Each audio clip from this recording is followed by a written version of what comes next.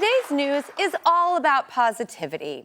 And what better way to focus on the positive than an entire newspaper dedicated to good news? Yeah, that's right. This is the Happy News, a British publication dedicated to only good news in the world. Look how great this is. I mean, come on. I grew up with pages of magazines lining my walls like wallpaper. In fact, I actually make a zine. It's true. I'm not just all words, I'm action. So the news team that I work with, they brought me this paper. They put it to my attention because they know that I'm obsessed with good news. And now I'm obsessed with the woman who makes this. I'm kind of convinced she's my British soul sister. And here to talk about her newspaper, The Happy News, please welcome Emily Coxhead.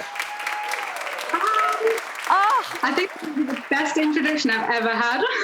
Oh my God. Well, I could have gone a lot more psycho overboard. I kind of had to tame down because I feel like we've been separated at birth. I really do. I mean, you love Happy News. I love Happy News.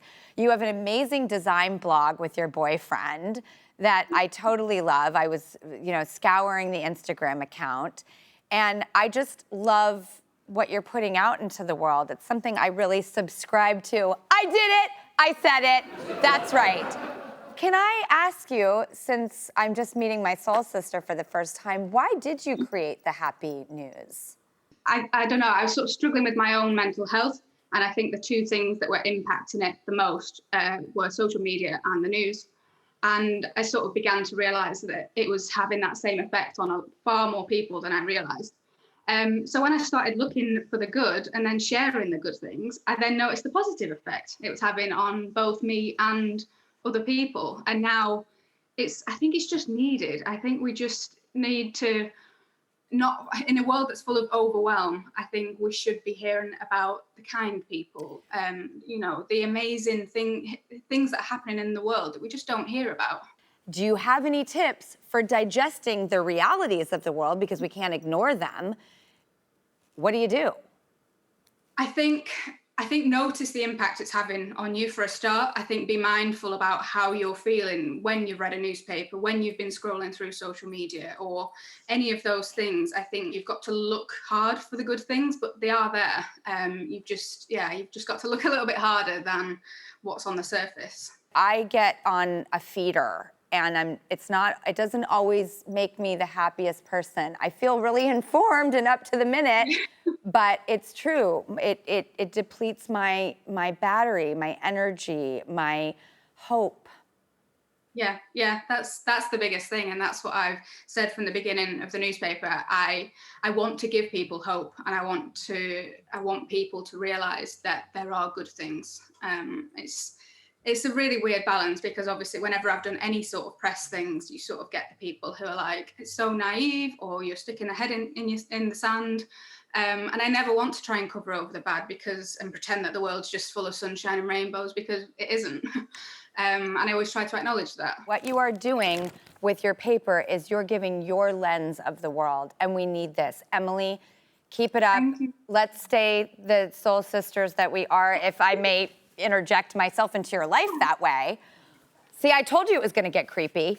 Emily, thank you so much. I'm so happy to know you. Thank you, news crew, for bringing us together. Can we please hang out again? Definitely. Thank you so much for having me. I'm with you. Let's keep up the good fight. Thank you.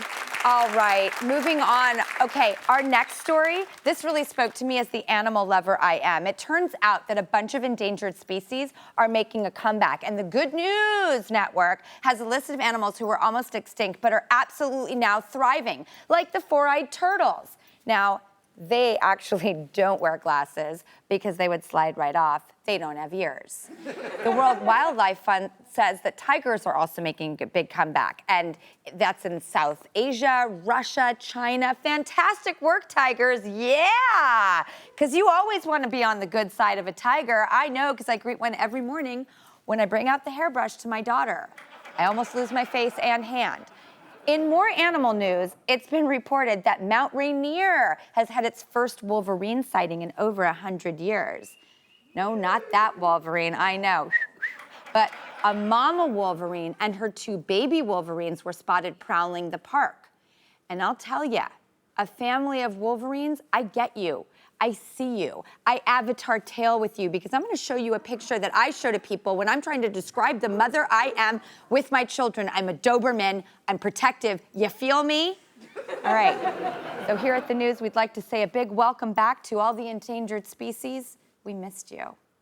Moving on, this study is about social media, the feeder we're all on, and guess what? There's some good news. A study from Michigan State University says social media can actually promote happiness as long as you interact with it and you don't just doom scroll. Hashtag doom scroll. Hashtag stop. So just like in real life, we should all foster a sense of community. And that includes me. I'm committed to spreading happiness all the time across all the show's channels. And we're going to even kick it up a notch. So go to Drew Barrymore at Drew Barrymore TV and interact with us. And we'll interact with you. And then we'll all be happy because it's science, baby. You know, one thing that really does mean everything to me here at this news desk is to try and connect with people.